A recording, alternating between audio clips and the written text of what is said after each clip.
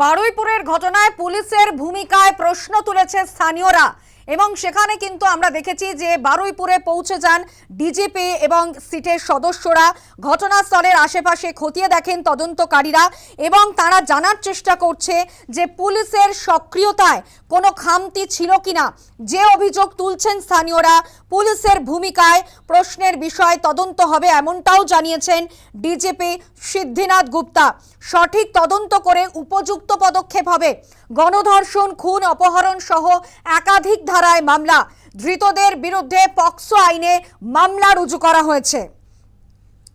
বারুইপুরে পুলিশের ভূমিকায় প্রশ্ন তুলেছে স্থানীয়রা এবং সেখানে রাজ্য পুলিশের ডিজি সিদ্ধিনাথ গুপ্তা এবং সিটের সদস্যরা তারা খতিয়ে দেখছেন যে কিভাবে সংগঠিত হয়েছিল অপরাধ এবং পুলিশের তরফেই বা কোনো সক্রিয়তার কোনো খামতি ছিল কিনা, সমস্তটাই কিন্তু জানার চেষ্টা করছেন ডিজিপি এবং সিটের সদস্যরা এই বারুইপুরের ঘটনায়।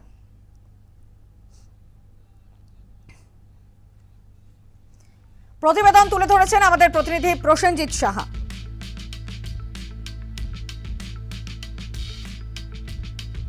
দক্ষিণ চব্বিশ পরগনার বারুইপুর থানার অন্তর্গত সূর্যপুরে নাবালিকাকে গণধর্ষণ করে খুন করে দেহ লোপাটের চেষ্টা করে অভিযুক্তরা।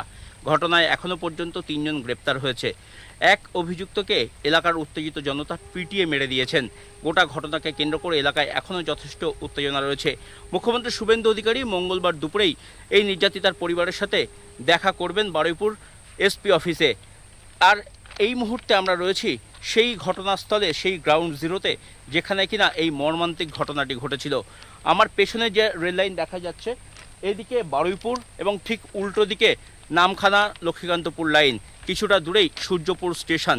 আর ঠিক এই জায়গাতেই কার্যত ওই নাবালিকাকে ভুলিয়ে ভালিয়ে নিয়ে আসা হয়েছিল এবং তাকে এখানে নিয়ে আসার পর তার সাথে কার্যত অমানসিক পাশবিক অত্যাচার করেছিল অভিযুক্তরা। এই ঠিক জায়গাতেই, এখানেই রেলের বেশ কিছুটা জায়গা চাতাল মতো করা রয়েছে আর এখানেই ঝুপড়ি টাইপের তৈরি করা হয়েছিল এবং সেই ঝুপড়ির মধ্যেই কার্যত আগে থেকে অপেক্ষা করছিল আনন্দ সর্দার এবং দিবাকর।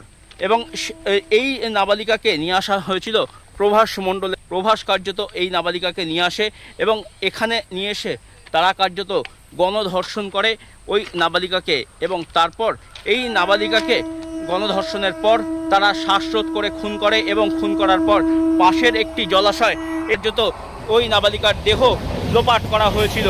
এবং এই ঘটনার পর এলাকার সাধারণ মানুষজন তারা কিন্তু উত্তেজিত হয়ে পড়ে। তারা দোষীদের গ্রেপ্তারি চায় এবং এলাকার সাধারণ মানুষজন দোষীদের গ্রেপ্তার এবং তাদের দৃষ্টান্তমূলক শাস্তির দাবিতে তারা রাস্তা অবরোধ করে বিক্ষোভ দেখায়। ঘটনাকে কেন্দ্র করে এলাকায় যথেষ্ট উত্তেজনা ছড়িয়েছে। একের পর এক রাজনৈতিক দলের নেতৃত্বরা এসেছেন নির্যাতিতার পরিবারের সাথে দেখা করতেছেন। দোষীদের দৃষ্টান্তমূলক শাস্তি যেন হয় এবং সকলেরই দাবি এই ঘটনার এমন দৃষ্টান্ত তৈরি হোক যাতে আগামী দিনে কেউ এই ধরনের ঘটনা ঘটাতে সাহস না পায়। দক্ষিণ চব্বিশ পরগনার বারুইপুরের সূর্যপুর থেকে প্রসেনজিৎ সাহা, নিউজ টাইম।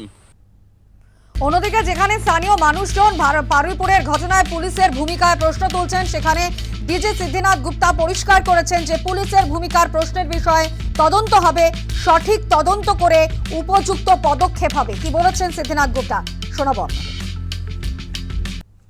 এটা ইনভেস্টিগেশন স্বার্থে কিছু বেশি বলা যাবে না।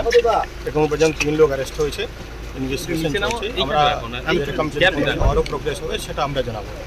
স্যার, আরও কারো ইনভলভমেন্ট এখনো পর্যন্ত কিছু আমরা কেউ থাকতে পারে। আমরা ইনভেস্টিগেশন ক্ষেত্রে আরও বেশি বলছি না, এটা যেহেতু ইনভেস্টিগেশন চলছে, খুব সেন্সিটিভ কেস আছে। পুলিশের ভূমিকা নিয়ে একটা প্রশ্ন তুলেছিলেন। আমরা সব বিষয় নিয়ে, যদি পুলিশের ভূমিকা উপর প্রশ্ন আছে, কি দেরিতে রেসপন্স হয়েছে কিংবা কী হয়েছে, পুরো ইনকোয়ারি করে যা ব্যবস্থা আছে যেটা আমরা কমপ্লিট ব্যবস্থা নেব।